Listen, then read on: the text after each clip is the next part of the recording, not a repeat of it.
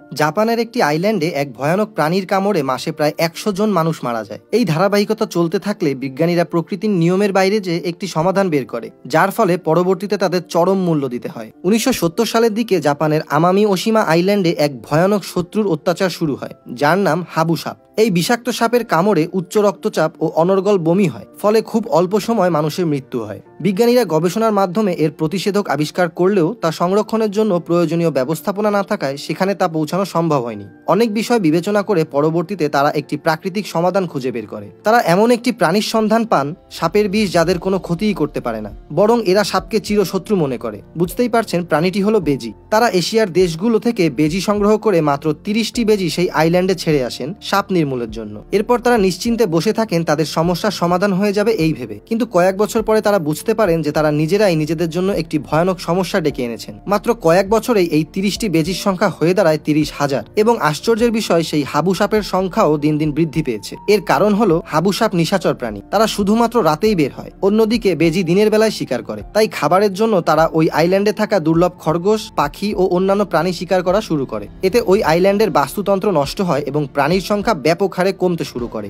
আর কোনো উপায় না পেয়ে তখন তারা বেজি নিধন কর্মসূচি শুরু করে। কিন্তু আফসোসের বিষয় এই যে এখনো পর্যন্ত ওই আইল্যান্ডের বাস্তুতন্ত্র স্বাভাবিক নিয়মে ফেরত আসতে পারেনি। এই ঘটনা থেকে একটি বিষয় স্পষ্ট, যে প্রকৃতিতে জোরপূর্বক নতুন কোনো নিয়ম তৈরি করা যায় না। এমনই সব ইন্টারেস্টিং ভিডিও পেতে আমাদের চ্যানেলটি আজই সাবস্ক্রাইব করে আমাদের পাশেই থাকুন। ধন্যবাদ।